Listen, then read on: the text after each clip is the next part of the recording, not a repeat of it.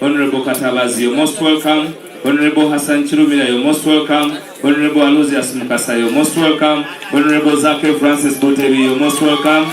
Honorable Flavia Carolina Lagabe, you're most welcome. And Honorable Matov Charles, you're most welcome. I take special recognition of all members of NEC. Please stand up for recognition. Members of NEC. This front bench can sit. It is exclusive. The front bench can sit. Probably I'll introduce for you Natabi Maria Londoweske, you're most welcome. Dr. Mugole Joel Mirende, you're most welcome. My brother from Northern Region, you're most welcome. Michael, you're most welcome. My brother, the one in charge, organizing secretary, Dr. Kanavi, you're most welcome. The chairperson of the Electoral Management Committee, Master Welcome, you're most welcome. Mama Western Uganda, you're most welcome. Farida Navatanzi, you're most welcome. My brother from Soroti, Eastern Uganda, you're most welcome. My brother, Pastor Mwanguzi, you're most welcome. Rav Majuma, Vice Women, you're most welcome. Kaluya, you're most welcome. Habib Aseka, People Power. The mayors, you're most welcome. Please start. Yes. Sylvia Mtiaba, you're most welcome, in charge of the young people. I will ask the mayors for recognition. Please stand up. Haji Ali Nanda Mnyanyama, you're most welcome.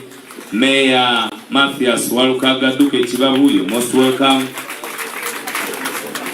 Jumba Kasim, you're most welcome. Nama, our chairman in PG District, you're most welcome. My brother Sejemba. Ronald Namugongo, you're most welcome. My brother from Kawempe, you're most welcome. Mbelaze Zake Maula Tata Namuri, you're most welcome. Mayor Kavanda, you're most welcome. Mayor Matovu, you're most welcome. Ladies and gentlemen, all eminent persons, you're most welcome to this press conference. And lastly, we welcome everybody, all leaders and all the foot soldiers and the media to this press conference. You're most welcome. Ladies and gentlemen, without wasting any time, allow me invite our Deputy Secretary General to come and communicate, to give her communication. You're most welcome. Hajat Aisha Kabanda. Era mukuzika eyatese byabachala yabadde Hajati Aisha Kabanda we Butambala. Mr. President, the Deputy President, SG, Lord, fellow colleagues, ladies and gentlemen, Assalamu alaikum wa rahmatullahi wa barakatuh. Wa alaikum assalam wa rahmatullahi wa barakatuh. People power, our power. Mr. President, I'm here to invite the Secretary General, but allow me to communicate one very important thing, very, very briefly. You all know that the Electoral Commission will soon be registering people that are not registered yet for elections, notably the young people, the youth. And that's between 8 years, 18, 23. Those people we are not registered last time because they were not years of age. We have noticed, Mr. President, that the Electoral Commission, among the guidelines they've given, they require that each of the persons that will register will require to fill a form that will be certified by the OC1 chairpersons, up to 2, 3, and finally the office of GISOs, the GISOs also stamp, and then the office of DISO. It surprises that one expects that millions of Ugandans will go and congregate at the offices of GISOs looking for them to stamp their forms. Abana bangi nnyo abali mu myaka egyo abagenda okwewandiisa. Electoral Commission ebagamba nti bonna bagende bafasobola bajuze empapula zaabwe mpaka ewa GISO yoyo akolera ebya security kugombolola bw'avaayo agende ku district. Many districts nene kyetaaga omuntu ava ku kala akasembayo wansi agende ewa DISO. Abaana bajja kuŋŋaana mu bungi nakyo ng'ennaku balina ntono ddala. Kino tukimanyi nti kikoleddwa okusunsula abaana bangi abali mu myaka egitandika okulonda obutalonda. n'okubakalubiriza ennyo olw'okubanga bajja kwetaaga transport okuva mu byalo byabwe okugenda mu baddisos gye bajja okutuuka n'okubasanga baleke kubasangayo. Mr. President, kino kisooka tukiwakanya ne sekuwakanya, tukivumirira ne tukaba kukikuvumirira tukiwakanya. What are DISOs? What have they got to do with elections? It's a security office. Aba security baagala ki mu byokulonda? Eyo yonna abagiso ne baddiso be bakulira ebikoosikosi by'okunyweza musajja mukulu oba omusika. Tebalina kye banoonya mu byakulonda kwa Uganda. Mr. President, tujja kulembera lwokuwa n'abakkiriza. Tetwamanya oba Parliament eddamu mwezi guno oba gujja, because the Speaker said 21st, oba 21st guno oba 21st ogujja. If Parliament is not starting immediately, tulina okukituulamu nga ba members of Parliament tugobe security mu byokulonda, ebyokulonda abantu bonna, abavubuka abato balina eddembe okuwandiisibwa nga tebakaluubiriziddwa. President Museveni abatya kuba abamanyi temumuwagira, nebole tetumuwagira, akkirize nti mugenda kumutwala nga kaguddeyo, oba ayagala oba tayagala. Kati sebo olutalo lutandise kati. Buli kanaku otugamba nti guno omwaka si gwa bululu, mwaka gwa nkyukakyuka, revolutionary year. Tutandika kati ffe abavubuka okugamba tetwagala baddiso mu byakulonda byaffe, abavubuka bagenda kwewandiisa, oba baggiso bakoonyeeko obuntu bwabwe oba tebakoonyeeko. So President ekizitudde nkyogereko wano, ekisooka tukivumirira, ekyokubiri tukirwanyisa. Tebalina kibaleeta mu byakulonda, batandisa obukuulikuuli okw'okugoba abaana abatandisa okwesalirawo mu nsonga zaabwe mu byokulonda. Tunajjukira nti abavubuka be basinga obungi mu ggwanga lino, kyekiseera mukozesa amaanyi gammwe. The time is now, not tomorrow but now, and we shall speak in big volumes. I thank you so much, Mr. President. Allow me to take this opportunity to invite my Secretary General to come and conduct processes as it does. So, Secretary General, thanks for calling. What not know together, the Mr. Haiti, the Yawa Guru, the Madam Haiti, Yawa Siko. Thank you very much, Honorable Aisha. Mr. President, Deputy President, the leader of our parliamentary team, members of NEC President, all of you, comrade leaders, members of parliament, councillors, of course, mayors, speakers, and others. People power, our power, people power. NUP, everywhere. NUP. Yeah, I'll also start my communication by talking about our late brother, Honorable Muhammad Segirinya. We are still in mourning. We want to appreciate all of you, comrades and friends who stood with us as we sent him off in a dignified manner. And we pray that all our leaders can emulate him and the great works he did. Jagadde okutandika ebigambo byange n'okwebaza mwena abatwegattako okuwerekera muganda waffe Honorable Segirinya Muhammad. Mwongere munange gwawerera request yamala budde katenga musukuyako ng'omuntu eyali mukulembeze mulungi wabula yakola ebirungi naffe tubiyirireko kikulu nnyo n'okubasaba mwenna abantu baffe. Njagala kwebaza diaspora chapters ezavaayo ne ziyimirira ne famire n'ababaka ba parliament. Sebo Honorable Hassan Kirumbira nakulaba nga maama omuwaayo ku ssente kwolwo olunaku lwe twaziika n'abalala abavaayo ne bayambako. Tuli in touch ne famire era abantu mwena mwena abali eyo omugenzi abaana sofa famire be yakatulaga oba amanya ge batusindikidde abeetaagayo ku buyambi. Naffe ng'ekibiina nga bwe tugezaako okuyamba tumanyi nti waliyo abantu eyo abayinza okugamba nti nze njagala kuyambako ku mwana ono musomese. So abaana betumanyiko waliyo Shifra Nagirinya ng'ali mu P6, wabeerayo Alia Nagirinya naye ali mu P6, Sharifa Nagirinya ali mu P3, Aisha Nagirinya ali mu P4, Shadia Nagirinya ali mu P3, Ibrahim Segirinya P1, Alia Nagirinya omulala oyo muto, ne Ivan Segirinya Bukenya naye tanatandika kusoma. Mulaba abaana bano bato nnyo. So twagala kubasaba mutukirire office yaffe ya welfare abantu mwena abasobola okuyambako ku baana bano tujja bakuitinga directly in touch with the family musobole okuyambako ku baana bano. Njagala bajukiza nti nga NUP tulina abaana abalere mu 2,200 betuyambako nga abazadde bawamu bali mu makomera, abalala bafa, abalala batulugunyizibwa tebakyasobola kukola mulimu gonna, n'abalala babuzibwawo bwe mumanyi obulungi. So twebaza abantu bonna batukwatirako, of course n'abalala abakomrade baffe abamu abatufaako abamu tubayambako nga Shakira n'abagesera n'abalala. Ensonga eyokubiri kwe kwegatta ku Deputy Secretary General kwogera, maybe I should begin in English.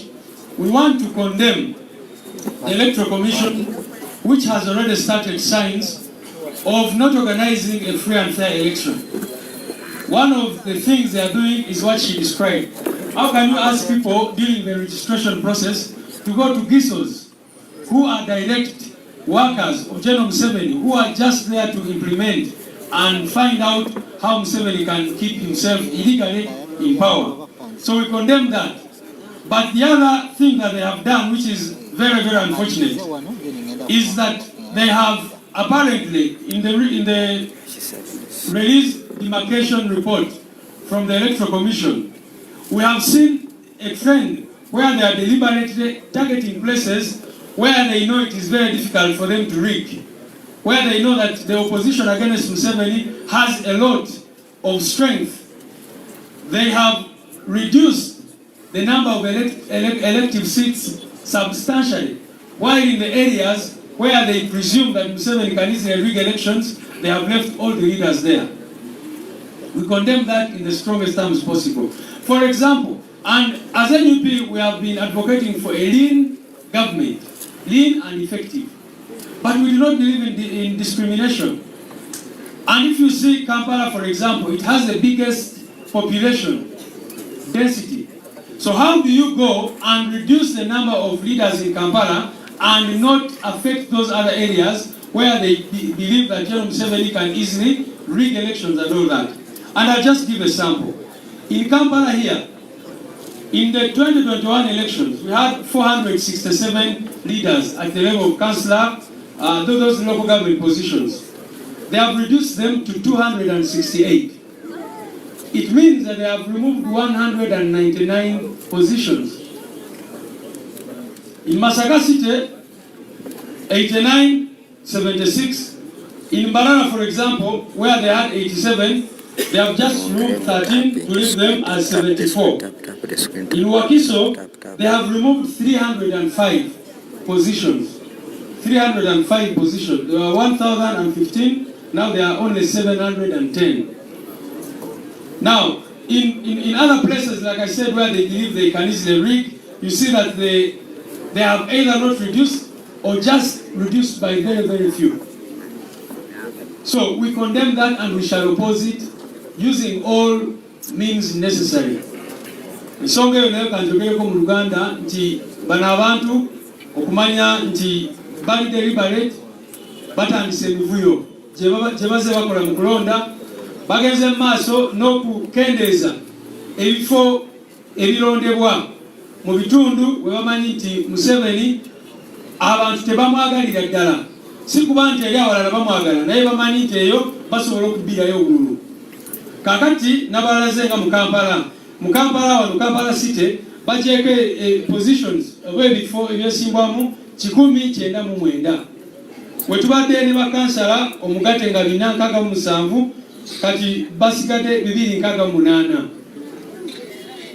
N'olaba nga Wakiso ne bajjako ebifo 305, awabadde 1,015, kati waliwo 710.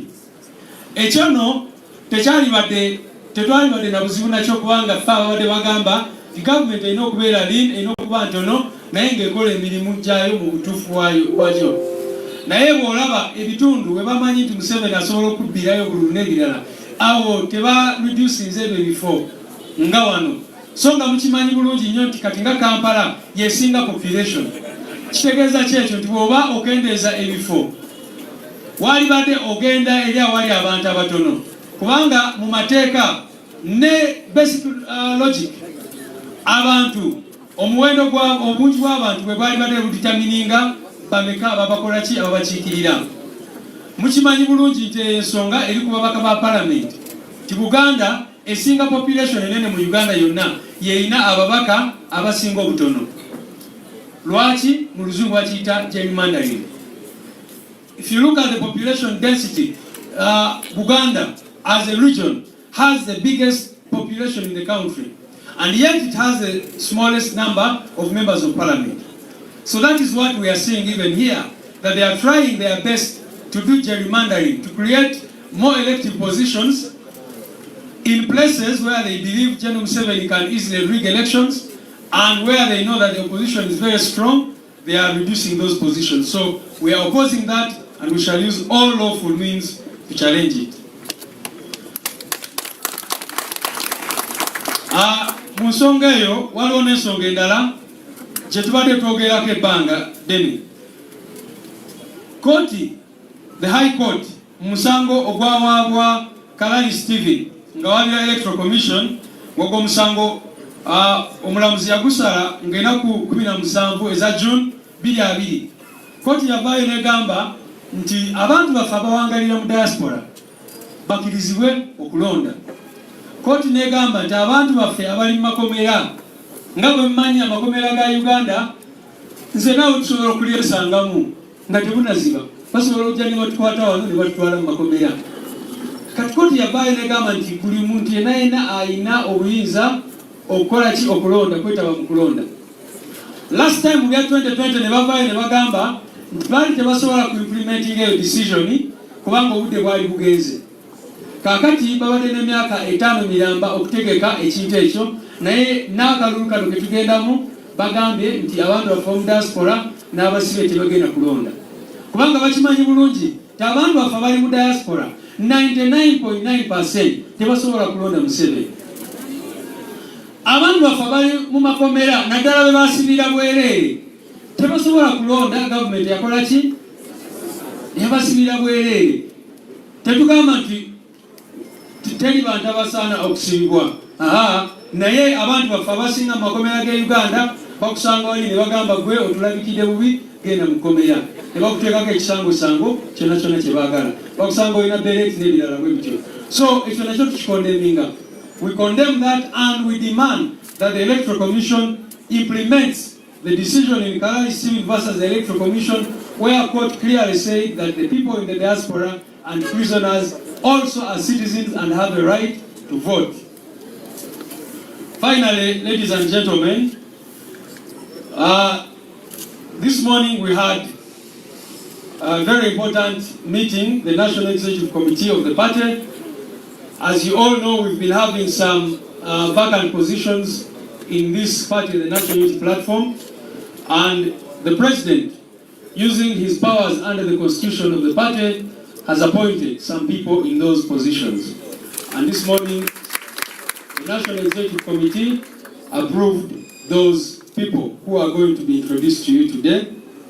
And may I now invite you, Mr. President, to come and receive these your people who you have appointed, and receive them publicly, and then after that they will say something to us.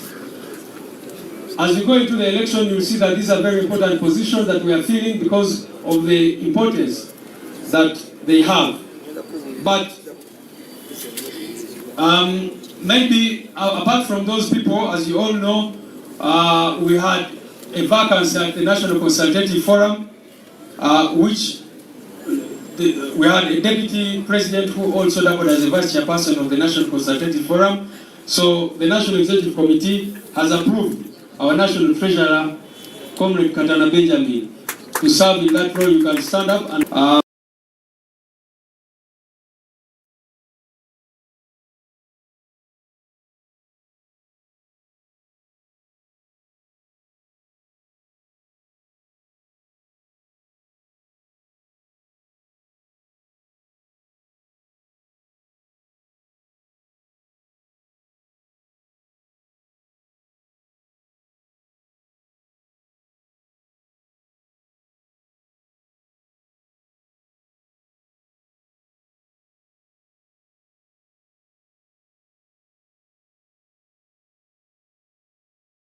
aka Western Priest. All the way from Bundibujo. Kolera ddala package okubira ddala ku mitwalo 15 ekya Uganda 15 tukukolera package okuva 15 mpaka ku kadde 2 gamanze simanyi bintu by'abaana biki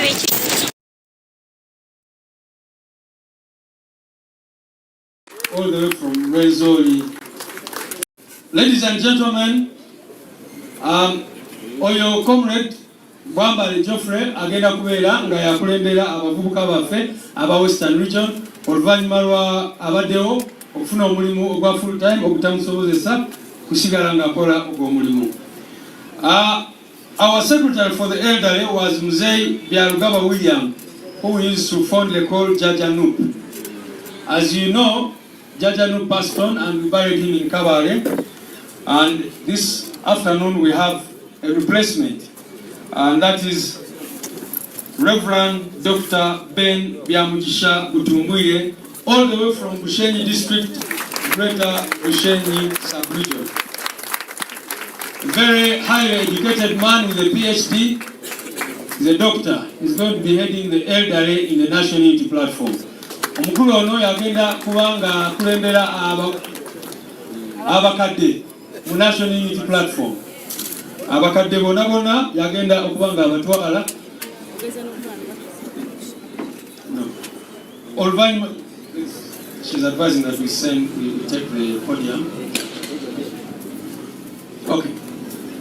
It's all right. Oluvannyuma lwa eyaliwo Mzee William Byalugaba gwe twayitanga Jajanu okufa. Kakati omukulu ono muyivu nnyo agenda babulira ebitabo bye era yagenda otukulembera mu kkowe eyo. Our Secretary for Policy was the Honorable Tolit Simon Akecha, who also passed on. You remember he was our candidate in the Omoro by-election. He is being replaced by our comrade Harriet Ageno. Comrade Harriet Ageno, all the way from Dokolo district in Lango sub-region. You remember we were with her in Dokolo, so she's going to be the head of policy or secretary for policy on the National Executive Committee. Our secretary for PWDs used to be Mr. Issa Villepala, who resigned following his appointment into public service. And for that position, he's being replaced by Mr. Julius Maganda from Ikanga district, Bisoga region. Yeah, kati honorable bali mwezo ofunya kutwala sebo. PWD's desk. Many honorable bali mwezo are very, very passionate about PWD's issues. So you have Comrade Maganda Julius taking that. As you all know, our Deputy President for Western Uganda, I see Bright is very happy there. Because he now has a new mother. Our Deputy President, Mama Jole, passed on, and we are all very, very sad. And she's being replaced by Jole Jacqueline Tukamushaba, all the way from Michiga District, Shigezi Sub-Region. We now have a Deputy President for Western Uganda, Madame Jole Jacqueline Tukamushaba. Many of you remember her story when she was picked up, arrested, kept in Makenke military barracks for over a month during elections, simply because she was found with posters of our president. Maybe she will tell us more about that story. And finally,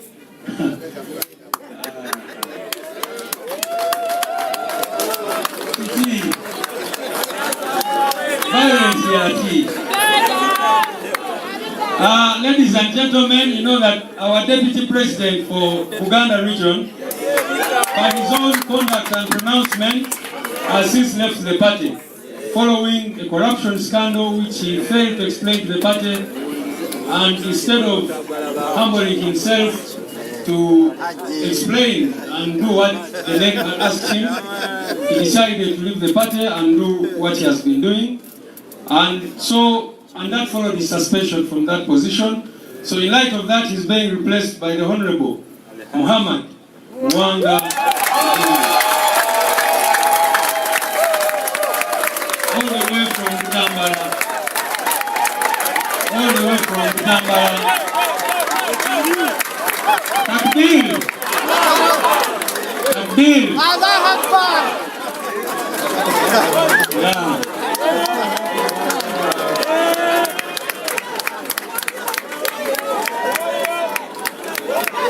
So,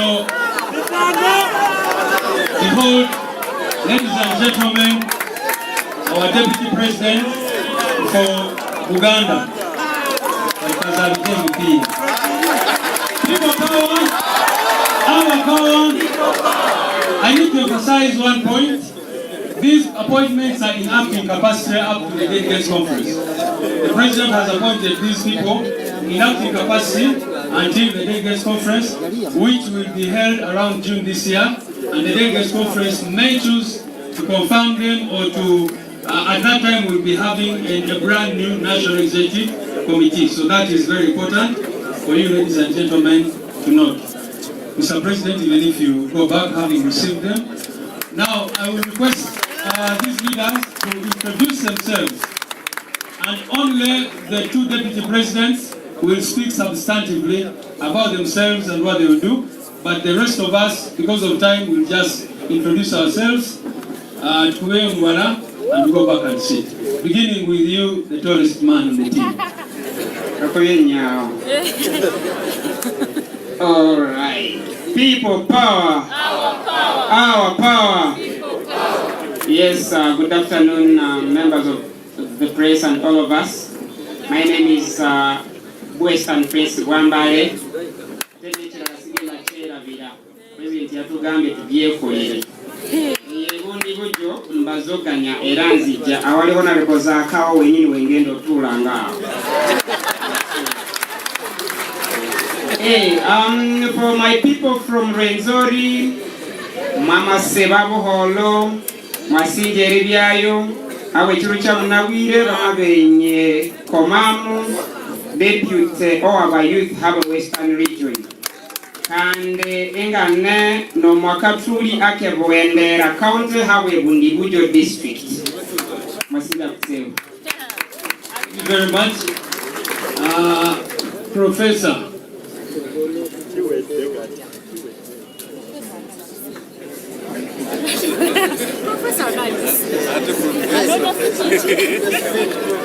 People power. People power. Praise God.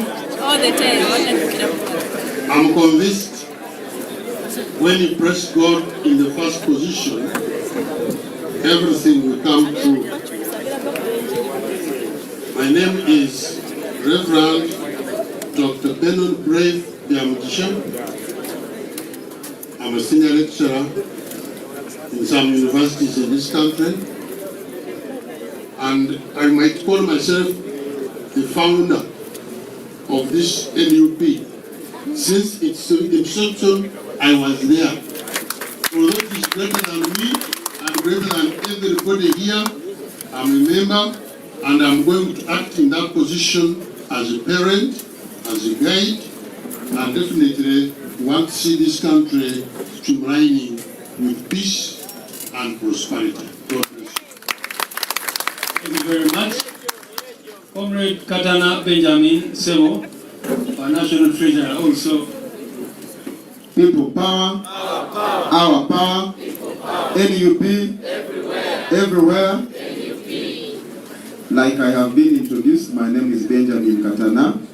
Mr. President, all of you, our distinguished leaders and members of NUP, I accept the additional assignment with commitment, honor, and a sense of duty. I pledge to be a strong and firm voice of the party in the National Consultative Forum. Thank you. Thank you very much, Comrade Katana.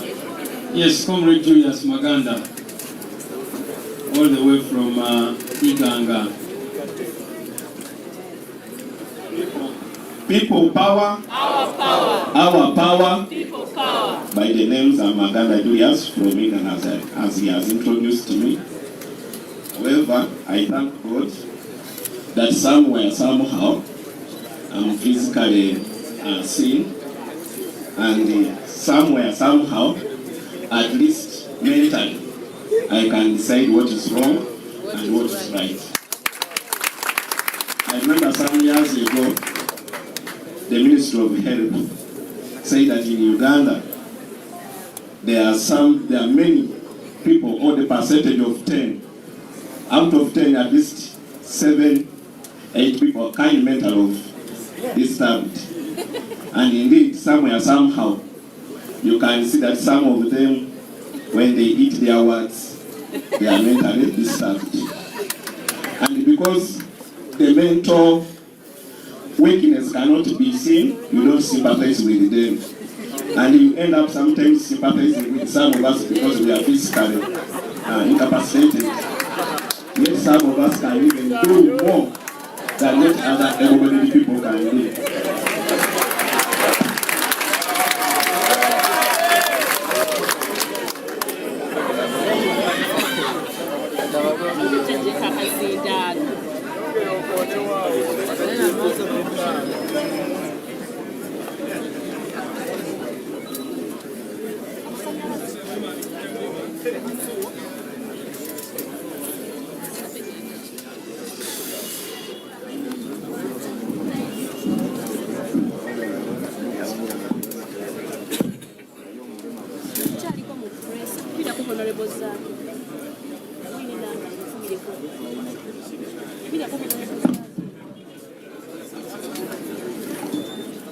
Yeah, there was a president n'abalabangambye sina nsonga lwaki mpapa. I will conclude by thanking the president for at least having that belief in me, and I promise I will serve the people. Baba kunko bandogere kuli musoga musoga mwene era ngidye okubanga ntukkiriza obuvunaanyizibwa bwa president n'ekibiina kya NUP ekya NEC especially okubanga bandikiriza okuba nti buno obwire mbanga nkola ki nga ngemaganya ensonga abantu abali ku obulemu bwabo weewaawo eri bonna abo abalina obulemu bwakola ki obwekweka era nakutwala obuvunaanyizibwa obwo okubanga n'abalina obulemu obwo obwekweka ngezaako obaiza mulayini kuba benamaaza ino.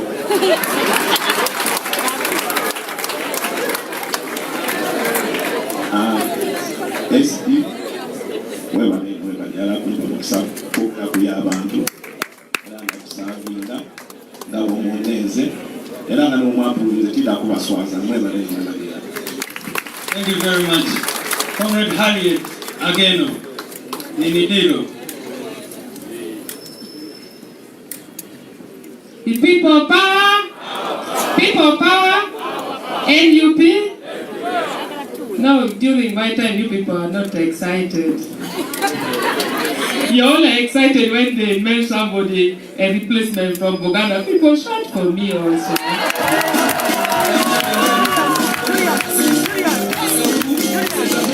Okay, I'm excited now. Because the revolutionary began from appointing me from northern Uganda into the Hague. That's why I said you should have all the reason to shout and thank our president. I will start by introducing my name as Harriet Ageno Nenidiro, a former aspirant for woman member of parliament, Dokolo district, Mama Dokolo. Your Excellency, the President of the National Unity Platform, the Deputy Presidents and all the Member of Parliament and everyone who has come to appreciate this flagging us off to the committee. I want to take this time to thank God for giving us this great opportunity. We have come at a time where this vehicle, the position is for policy and development. This vehicle, where the president is the driver, I have come to check is the spare tire, is the fuel, and everything. Is it an alternative for a government that this country needs? So that is all my speech, and that is all I want to enter in that entrusting me with this position. I am going to do my best that you'll even confirm again and then make me to remain in that position. I'm not campaigning. Thank you very much. And now our two senior leaders. Let me begin with you. Incidentally, it's an interesting coincidence that she's also called Jolie. So Mama Jolie, please come and speak to the people. People power, our power, people power, our power, NUP, everywhere,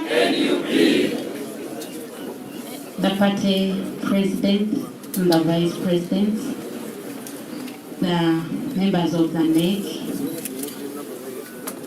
ladies and gentlemen, protocol observed. My name is Jacqueline Jody Tukamushaba, hailing from Rochiga, where I'm commonly known as Omuhereza Morongi. My nickname directly resonates with the party's desire to have Omuhereza Morongi in Uganda. People, we need to count ourselves so blessed to belong to the mighty party, the National Unity Platform. You will agree with me that since inception, a lot has been revealed. Who are we to cause this change to this country? We are so proud. I will borrow a Luganda word, omwana muri avumya nyina. Bannange teri kinyiga nga kugoberera okulembeze mubi. President, we are so proud to associate with your leadership. I'm so honored to be appointed to serve the nation, but with much emphasis to the Western region. Ugandans have been made to believe that Western region is very okay. That's a myth, friends. Actually, Western region is much more worse than you think. Since I'm in Uganda, I will still say that Uganda is equally not okay. But because people from various regions have invested in Uganda, when they do the statistics, the assumption is that Uganda is okay. We are not okay.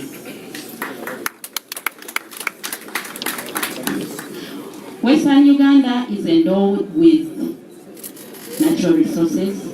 We have minerals, we have agriculture, we have tourism. But unfortunately, it has not been developed. The roads are very impassable to enable agriculture thrive. You will not believe that schools are still not doing well, and it's not different when you come to the health sector. And I'm glad that those are the issues that National Unity Platform has come to address. Mr. President, with your leadership, we pledge our allegiance, and together we will drive the force to the end. I have an appeal to all of us. Let us educate the masses and tell them how good this party is. And then let us resist intimidation. I personally mentioned that I was abducted from home on 10th, I painfully did not cast my vote. The vote that I thought was my voice. I had a red ballot, which I hear, according to the regime, is only meant for the men in forces.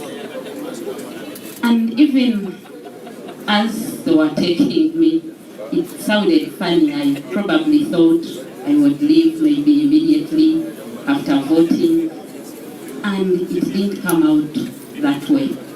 I spent in the military barracks a month and 3 days. And yeah, I have a charge sheet, and the crime looks bigger than the beret. They normally say you had military attires. I don't know how many they wear. But your friends, God is on our side. Did you hear that? God is on the side of the National Unity Platform. God is always on the side of the oppressed. And you will agree with me that that's what National Unity Platform stands for. National Unity Platform is not just a party. It is a ray of hope. People are looking at us and they are waiting for deliverance. They are waiting for a new Uganda through us. Our means to make this reality come true. And it's not far, by the way. It's soon. There are things that happen and you believe, yeah, the change that we want is coming. So, when time comes to vote, please use your vote to represent your voice. Let's not die in silence. Let's speak. Because if we speak, we die. If we keep silent, still we die. Is there anyone here who will not die? No. And it's not that when no one knows that day. I could die today. I could die tomorrow. So why not sacrifice for the country? And you die when you have left a legacy. I call upon all of us to develop the sense of resilience. The road to freedom is normally not that smooth. But let's develop the courage. Let's have the resilience. Let's learn to sacrifice. There is nothing good that you achieve without sacrificing. Let's sacrifice now. Olutalo bwerulibwa tulikola ki tuliyamba engule. Friends of National Unity Platform, our crown is awaiting. I want to say something briefly about the late SSEGIRINYA's story. Briefly.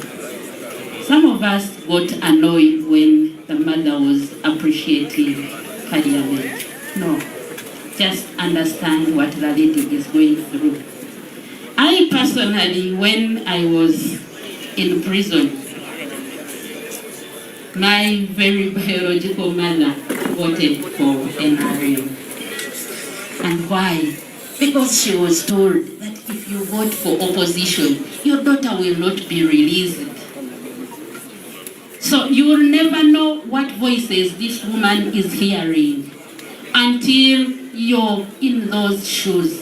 So friends, even as we go through anything that we go through, let's go deeper to know what the source and the cause is.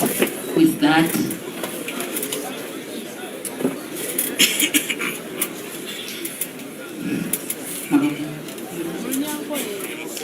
thank you. SG and provokinze okwogera ebitono kubinkwatako. Ndi mukyala musomesa owa secondary alina okusomesa chemistry, alina okusomesa commerce and accounts. Ngambo Lukiga? Ngambo Lukiga. Okay, mwe bali munonga. Ndio muhereza w'abantu ekyo muri kunshaba nicyo ndi gukora. So amazina ndi tukamushaba Jacqueline Jole ningaruka mu Nduga Lukiga.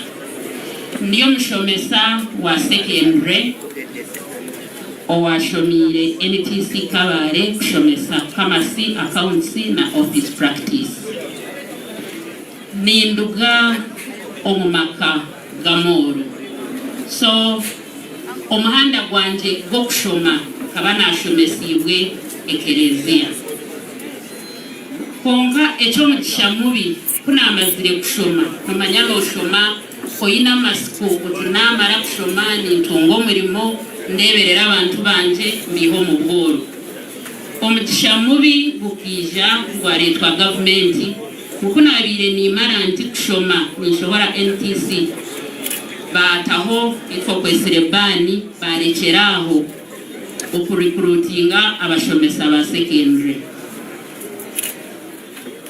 Abona amanyangu ebyanje ija byaguma okushoma abanyamugisha bakuyamba washoma but tuwabasakwe kutunga omurimo nija cyanje mesereza ebitabo byanje kubicwaho natandika omukitongore ekyabire kitushikire natandika nka office cleaner aha kuba nibwo omurimo gwabire guriho.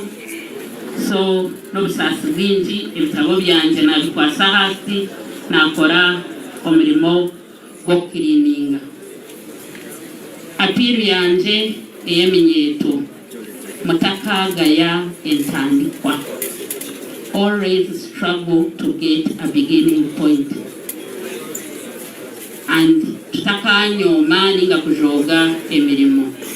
Kunatandikire omurimo ogwo bwa cleaner nabonayo obusente nabasa kweshashurira education yanje nagaruka obwe education ya NTC keta Kinyamba nakozesa senior 6 kuza Makerere nashoma ebya accounts batobwe nashoma ndikora so nakora BCom external abwe babaza mukama nakoraje bakama banje bansima kuruga 2021 ahinagiye kushira 2015 ahinarugiye mu kitongore echo narugayo ahidara ya program accountant. So kunarugiraho naza omukitongore ekindi batecho mugisha mubi kubantiro mu kihome ekitongore kya mpawoningi cyayereka kundi partizani kandi kabakozi b'ekitongore tutashemeye kubane tukora politics anyhow. So contract kuyawire tiya renewingwa omurimo nagwo gwagenda gusiba. But mukama simwe, like I said, we have to sacrifice in order to be happy. I'm happy. Thank you. Thank you very much, Madam President. What she did not tell you is that her mother was forced. You needed to clarify that. But they went back and up Bessie. Never mugamba tikinga Museveni ngatukolachi ngatukulaba. Sibe kutobe gwali. So you can imagine. Kansabe Western Uganda timu yafe eje emutwale bulungi emutuze wali kumpi ne president. Western Uganda team, all the focal persons, come here and take your deputy president to go and sit right there in her rightful seat.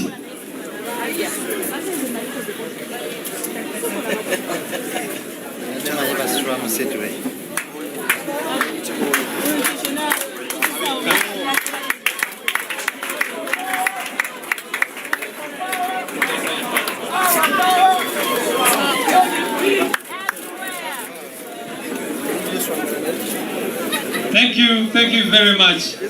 That's our Western Uganda team, which was orphaned, unfortunately, but now they have a mother to continue taking them forward. People power, our power, Kakati, Kampite, Deputy President wa Uganda, and Awe nini baba mazo kwogera yagenda okuyita president.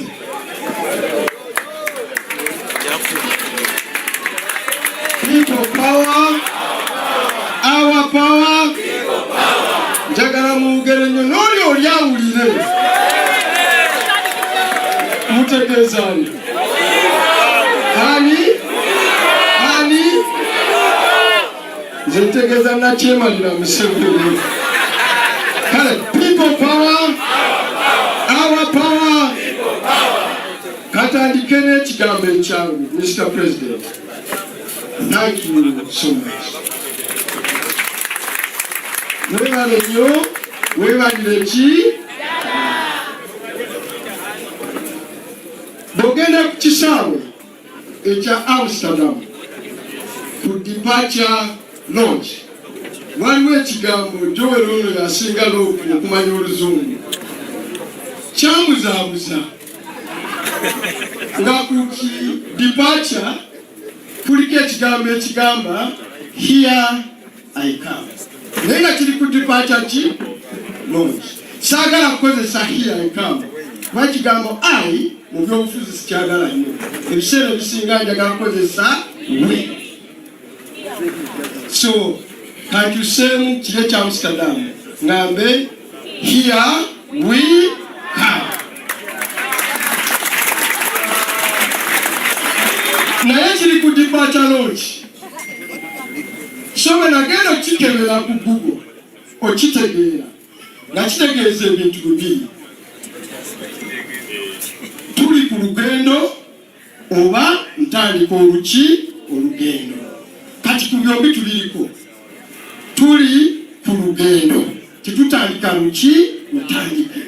Olugendo lwe tuliko omuzungu agamba nti buli mulembe guba n'olubimbi lwagwo. Tekufanana na gwa lulala. They say every generation has its own historical mission. It either fulfills it or it betrays it. And it goes down in the annals of history as betrayers. Omulembe gwaffe guyina olubimbi lwaki lwagwo. Olwaffe si gwa kulwanira bwetwaze tebamulwanirira. Si gwa kuteekawo ggwanga nsalo za Uganda teziriiwo. Ogwaffe guli guno kwe kugoma nakyemalira Yoweri Kaguta Museveni ensi yaffe tugiddize President Kyagulanyi atwale Uganda mu nsi ensuubiza. Atwale Uganda mu nsi eki nagamba ajjukize omugga gwe bayita River Nile bwe guba guli ku lugendo lwagwo gutandikira eno Nile okutuuka eri gyegenda Mediterranean Sea tefa ku mazzi galaalidde mu kisaalu. Mutegedde bulungi. Nile olw'okuba alina okutuuka ku Nile agalaalira mu lusaalu egakola ki egaleka nesobola okugenda mu ki mu maaso. N'olwaki abalaalidde mu lusaalu, let us forget about them. Let us soldier on. Let's fight hard. Let's go forward. Here we come.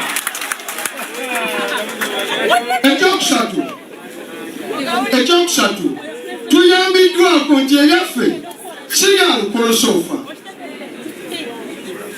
Nze bwe nagira mu politics ne baganda bange namuyise nze ku makya ne gamba kino siyinza kukitwala nga kakange taliwo kubanga mbadde naye ebbanga lyonna ne mwita jangu otuule wano ku kido be mba ntidde ongumye era kale kuko kakange emirirako okuva enakawa. Lwe twatandikira ebyobufuzi twali tulwana na bintu biri filosofi nga tulwana tuzaawo tutya ebibiina by'obufuzi nga batuyita nti tuli ku mugendo. Awo twavaawo ddala. Awo twakola ki? Kati bye tulwana nako nabo byangu. Tulwana n'ababbi.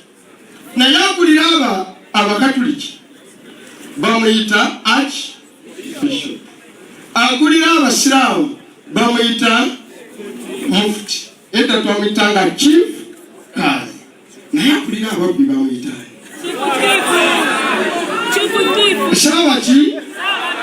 saababbi nange sijja bazaayo mu byafaayo olunaku lwa Monday last week the local amanyi baleeta gye bayita supplementary mu parliament ya Uganda ya trillion ki kyegenda okwogerako omutegeera obubbi obuli mu Uganda.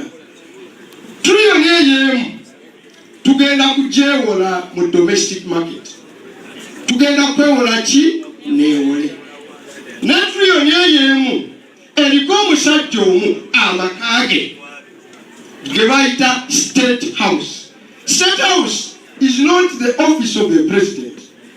State House maka private residence of the president.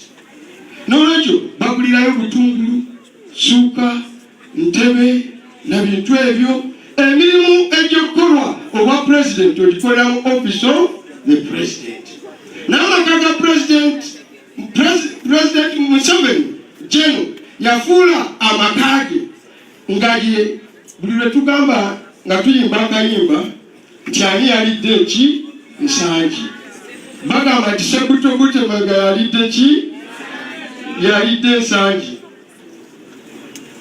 Mu supplementary tukawumbi kamu yatutteko ku layini emu twa endala kweziri ku layini emu gye bayita classified yatutte bilioni 243 ng'ate ne mu budget twamuwa bilioni 80 naye ezo yazirya emyezi 4 emabega. Ekitegeeza bwe twatukira ogw'ekkumi ku budget gye tumuwadde ogw'omusanvu yali amaze okulya obuwumbi 320. Kitegeeza nti ku buli nnaku 10 gy'emyezi 3 buli lunaku yali alya obuwumbi 3 mu miliyoni 200 mu maka gagaki aga president. Nawe njagala okibazeemu ti olwogambye buli lunaku kati bw'oba oyagala okutegeera buli dakiika kitegeeza nti buli dakiika president Yoweri Museveni babeera General Museveni akozesa mu classified expenditure miliyoni 147 buli second akatikitiki akozesa miliyoni 2.7. Kambi bataputire buli akatikitiki akozesa bajaji namba boxer. Omutegeera buli sawa akozesa drone meka 2 nazisa muki mu lubuto. Na president wano yatubulira alitwala no kubaka bw'omwaka n'atugamba nti capitation grant ey'omwana wa primary mu ssomero lya UPE giguli $1,700 omwaka gwonna. Kitegeeza mu ttaamu 3 ziba ennusu 15,600. Kitegeeza buli lunaku ziba siringisi 64. Naye ng'oli alya nsangi ye buli sekonda alya bajaji ki namba boda akimira. Nolwekyo buli mulembe gubayo n'omuzungu kyaguyita it must call for its finest hour. Baga nti mu kiseera kino ffe twaliwo, mu kiseera kino ffe twakikola, essaawa etuuse owatali kulinda tukikole tutwale Museveni nga kaguddeyo. Era nti omulimu gwange mwangu Mr. President wotaabe mu Buganda nja kubaawo, wotaatuuke nja kutuuka. Naye n'omulimu gwenja okuyambako kwekwata ku bavubuka. Kubanga ebbanga lyange lyonna ne bannange actually I'm the first real food soldier. Basiba mirundi mingi n'ebira bingi twatandika UID popular resistance biki bansiba emirundi egitasukka. Nolwekyo bwe mbeera wano buli food soldier ali wano ekyakko ky'okuba muwanga kivumbi. Njagala obeere n'essuubi n'okwekkusa n'okkiririza ki n'okwekkiririzaamu tikisoboka ekyokufuuka muwanga kiki kivumbi. Nyanza manyi nava mu ssomero saakolako nyina diguli 3 nze omukubasinga okutegeera ebyenfuna mu Uganda wano ne benjogera General Museveni alinda muwanga anayogera biki ku budget ya Uganda nawuliriza nakoppa bubi nawuliriza nakoppa bubi naye teri kibiina kinywera bw'abakulu abakuze mu kibiina. Ekibiina kinyweranga kibira kyemiti emito gyegigumiza ekibira. Nolwekyo emu assignment yange gyenja okwewa nga ntambula is to mentor the younger people. Wavudde basegirinya tujjawo basegirinya abaki bangi nnyo ate nga kikola ki takisoboka. Ekyokubiri bye tulwanyisa biri bisatu. Nsonda za sumbusa. Nsonda za ki? Ensonda esooka eriko President Museveni General okutiisatiisa ne bannayuganda nga bakumira mu kutya. He exploits fear. Abateekamu okukola ki? Bino byonna byayisaamu basegirinya badokita Besigye baani ebyo byonna atya nimanyi gwatya atya people power atya abantu ba bulijjo abamaliridde nga ddala bato nga balina amaanyi nga n'abakadde balina emitima emito okwenganga obwannakyemalira bwe. Nolwekyo tabisiba bano kubanga mugumu abasiba kubanga Museveni ye mutiitiza asembayo. Bw'aba w'amaanyi avuga ekagaali ng'Amini bwe yakola. Bw'aba w'amaanyi ajjawo biroodi bulooka ebituuka Nakasero. Bw'ogenda Washington gweyagala kulaba ku President wa America oyimirira bwali wansi bakutegeeza oba mwali oba takola ki taliimu.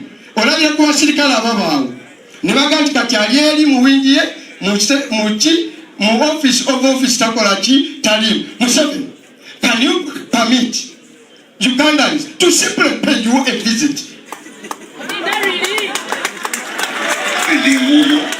Twagala okkiriza bannayuganda oba tobatya tuve mu Kisenyi tuve Katwe tuve n'Ekamooca tuve mu ghetto tujje tukukyalireko ebuulo jawo emisanvu jawo biroodi buloga ennyumba gy'olimu n'abatufuga amatwale gye baalimu awo State House wali e Nakasero ne Balugadi bwe baali ne babba abantu baffe. Kyobulaba nkwagala nnyo tulina omutegeereza nobody will stop reggae. Luno olugendo lwe tuliko tasobola tukola ki tustopinga. So twagala tumukyalire munakyo Museveni yasinga okututya. Mu kututya kwe alowooza tujja mutya. So the only thing we have to do is to conquer the fear. Ekyokubiri ensonda yasumbusa eyokubiri awangaalira mukubba bululu. Kyova abakulidde wano Secretary General ne Deputy we nga boogera ku byokubba obululu nga bwe twakoze nga babba omulambo nga baza okubba bwe tugenda okukuuma buli bokisi nga bwe twakuuma omulambo gwaki basegirinya. Mukitegedde twetwabalagizeeko nti bwe tubeera obumu ne tusiba akajegere dictator tatukola ki tatusobola. Ekyokubiri kyekibadde wano muffe ne bakolagana nabo asangamu ab'emitima emitono bagulirira. He uses bribery. Twaba yamanya emundu etta naye ne ssente ez'okugulira zikola ki zitta. Zibattako abakulembeze. Omukulembeze gwe mbadde mulinamu essuubi n'agendera awo n'abifuuka fiki lwa ssente. So baŋŋamba sinza ekyogedde ebyo byawaiswa bya finito byawaiswa mu fumbi.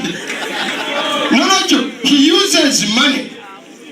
Namufeefe n'abali wano muteeki COVID twegomye omululu gwaki gwa sente ate abanyankole. I was telling a friend, I became a member of parliament without a bank account. By the time I became a member of parliament, Umaroyo, oyo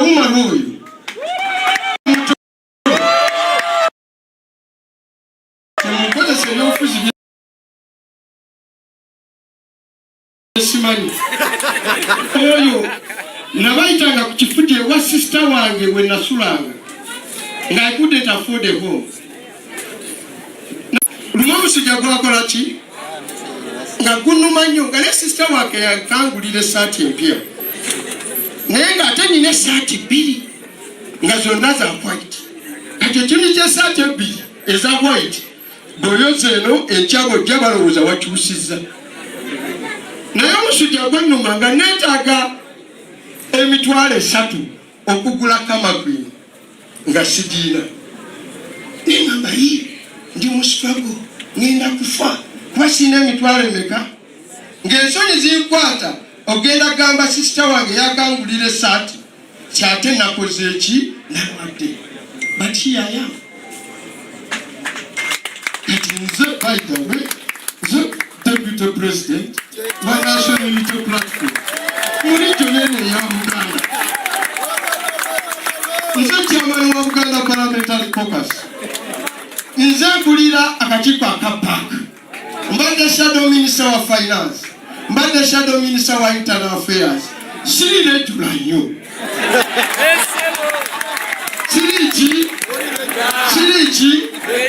But my story should inspire all of you. Because those who matter not are not us who get the opportunity to speak on this platform. Those who matter a great deal are those people who get hurt every day. They live in harm's way and they never get a credit. They never get to be mentioned on an occasion like this. You are the people who matter a lot. No, foot soldiers, you have a friend, you have a comrade in me.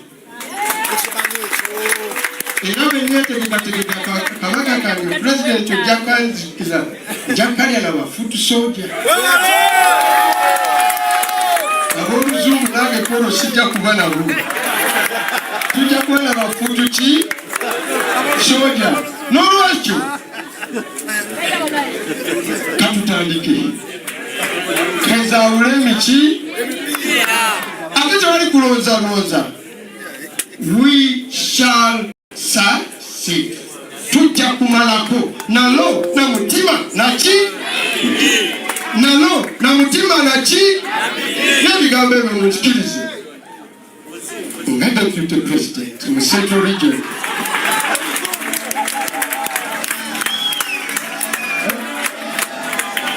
Foto Moses atebe mutwala atebe nage mwita president. Bakwita sawa. Kasamba Buganda mje asoke mutwale bafoko person mwena wa Buganda mweka sebo linda kuana kute.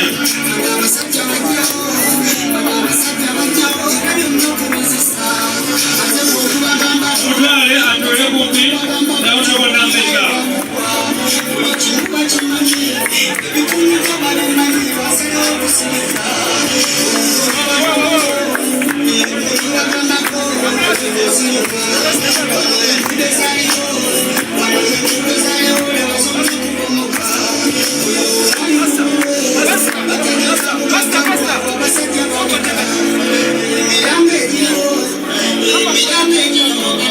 Mr. President, please come with your deputies. I've been advised that you need to take a photo right here.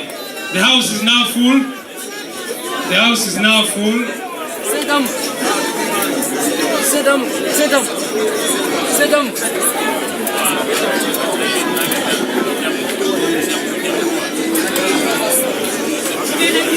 King Saha.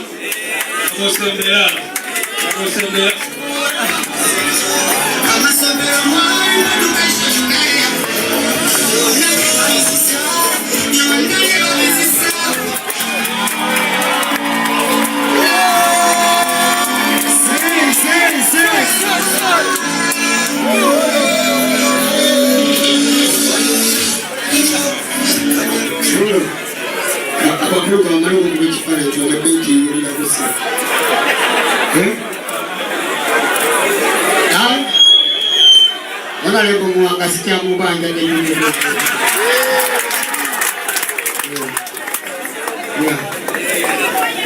Chakari Mukatobo.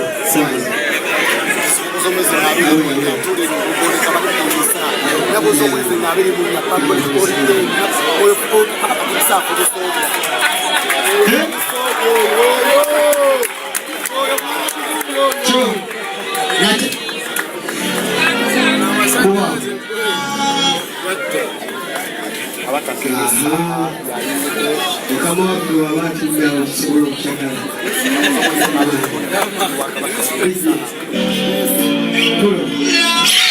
Leo tutasonga ni mnachakara wacha tunakuwa hiyo kuimba mwili wali. Wakati bego tuwa gamba hao wakati agenda kasuka. Tulikuola. Fika yawe ndongo tushakazemu bachaliwa kumwana. Nambisire bena kurumu musanyukanga mu mwana. Naku nyingi na iki.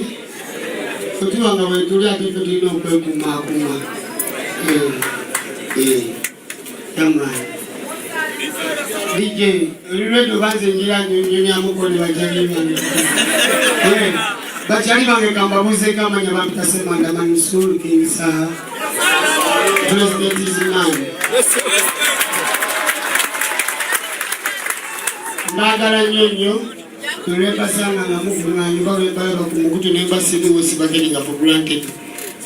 Mufilizo budde ba makulu abana Uganda ne mukungana at least mu plan ngire gwangu ba mu plan nge kujja ka abanyazile gwanga. Kintu kikulu nyonyo era kikulu ddala. Bozi za karoza kagenda mube mu pi nga buli pulo. Bemo pitu bagala nnyo naddala ba aspiring abajja namwe abalika babadde abalungi gye tuli tubeebaza bakyali baffe bonalebo zaabye n'abalala kyakabi tubalimu era tugenda babeeramu naye nga we mukuuma akalulu kamu omulundi guno essira mulitegeka pulezidenti waliwo frika ebeerawo oba byebiseera bye bimu manze sifolowinga nnyo bintu ebyo kubanga kyali wange yakabigendamu naye ndowooza balondona kulwero misibo kiri kati bakutega mbadde nga bakyali bato ina baku mu myaka ko ate nga ffe tuli Kampala ate guli Katakwe bakyali bange mutubeeremu tugenda kuba tubalaba musetinga amagye nga bukyalaga kuuma obululu mwabalonzi abali eyo mukebere endagamuntu zammwe teziggwako obudde bwaliniwo obukyaliwo kutulondera nze nakoze photocopy ka 10 nenzi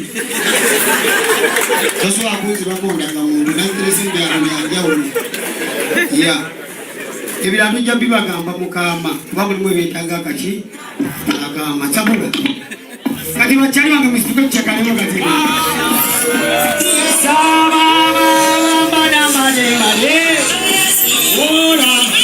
Mbozi kwenendo kubanyiriza Kachana chiwara chidye changuwa Zinenchisaba tugene ntimi Nechingamba chisoke waka Nechindagane mami muchifanani Tichi jongele konawe Kadadi amanyi Zinentandi Bo Kafuti soja wali wati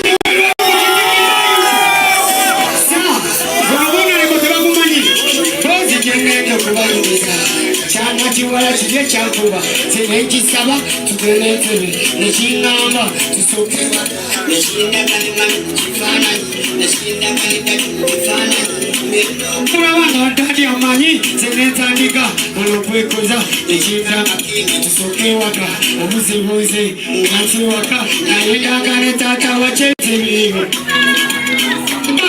Nachakarangane tata wachetebe Akatapo Pulo Akatapo Waina inaku the president yafuka wamanyi Ndio kweti kulira maso Ya Pune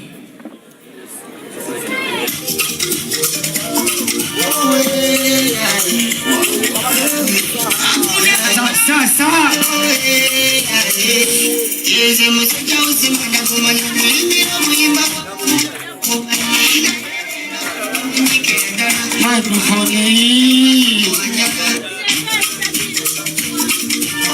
Seba mama mama Si mama re re re re musajja wesemanda gomanya kuyimbira obuyimba bwalamu bunene bumanyi naye nimonyike yaddala olwabina ebigenda maaso tuwajaga kabaka ennaku zino tuli eno ku ttaka tetumanyi kiri eyo waggulu tuli wansi mu ttaka abantu ennaku zino tulaja nawe tumala ebbanga olw'ebintu ebigenda maaso abantu abawumirwa abantu batuvumulwa kabaka nzijukira olw'ebugerere abaana bakintu bawambibwa nzijukira emiranga naye nga bamanyi kibagikaha bwe twisitula amalobozi okulwanira abalabe baffe nga batukonjera nze wana eno omusajjawo we nasitula eddoboozi baneno bavumanjaga sebo kabaka namunswa nina ebintu ebineeza okulopera sebo kabaka Makulunyono abalabe baffe batwetooloola sebo kabaka namunswa nina ensonga ezineeza okulopera sebo kabaka Makulunyono nabo abalabe era bakwetooloola notugamba tulime emwanyi emwanyi nayo batwala kulopera abalaba bomunda n'abalaba b'ebweru bantu baffe bennyini bakozesa okumalawo kwe bennyini nga batusosola kyere make sure dozi baganda tebalya ikwendawulira obuvumi sebo kabaka namunswa nina ensonga ezindeesa okulope sebo kabaka Makulunyono abalabe baffe batwetooloola sebo kabaka